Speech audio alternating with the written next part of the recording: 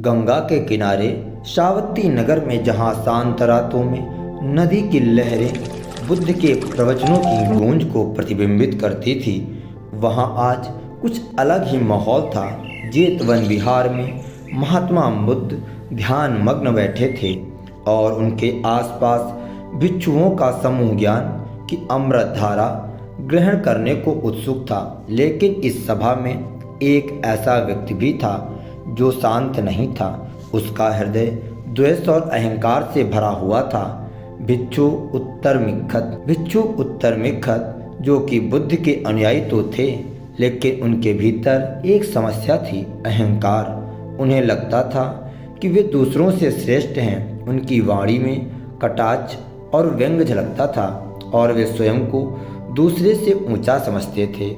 जब कोई भिक्षु उनसे असहमत होता, वे क्रोधित हो उठते। एक दिन जब बुद्ध अपने शिष्यों को धैर्य और विनम्रता का महत्व समझा रहे थे, उत्तर मिखत ने व्यंग भरे स्वर में कहा, भगवान, क्या यह सम्मानित व्यक्ति को दूसरों की बातें सुनकर चुप रहना चाहिए? क्या उसे अपमान सहन करना चाहिए? बुद्ध मुस्कुराए। उनकी आंखों में गहरी करुणा थी।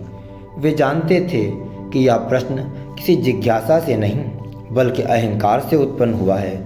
उन्होंने धीरे से कहा, उत्तर मिखत, यदि कोई व्यक्ति क्रोध में आकर तुम्हें अपशब्द कहे, तुम अपमानित करे और तुम भी उसी क्रोध में प्रतिक्रिया दो, तो क्या यह तुम्हारे लिए उचित होगा? उत्तर मिखत थोड़ा हिचकिचाए, लेकिन फिर बोले, भगवान, यदि कोई मुझे अपमानित करेगा तो मैं उसे उसी के शब्दों में उत्तर दूंगा।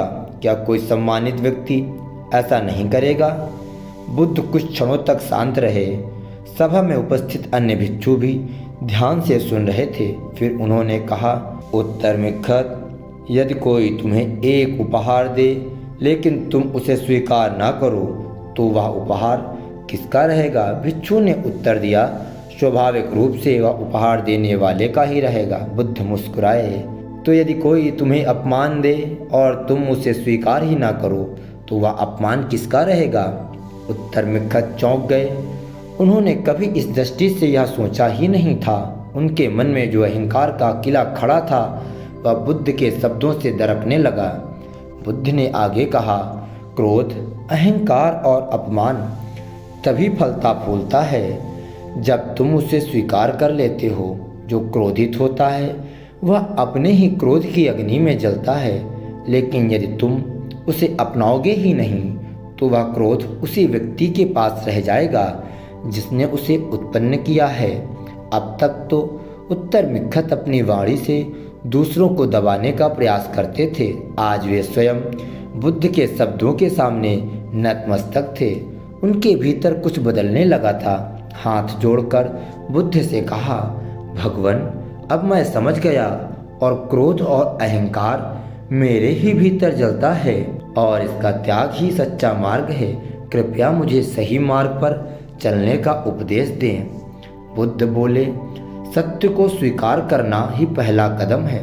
उत्तर मिखत, अब इस अहंकार को त्याग कर सच्चे ज्ञान की ओर बढ़ो।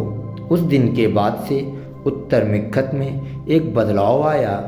वे अब न केवल सुनते थे बल्कि समझने का प्रयास भी करते थे। उनका अहंकार धीरे धीरे विनम्रता में बदलने लगा और इस तरह बुद्ध ने एक और शिष्य को अहंकार की ज्वाला से मुक्त कर दिया। अगर आपको यह कहानी पसंद आई, जो कि संयुक्त निकाय से ली गई है, अहंकार और क्रोध को त्यागें और शांति की ओर कदम बढ़ाएं तथा कमेंट बॉक्स में लिखे नमो बुद्धाय और सब्सक्राइब करना ना भूलें।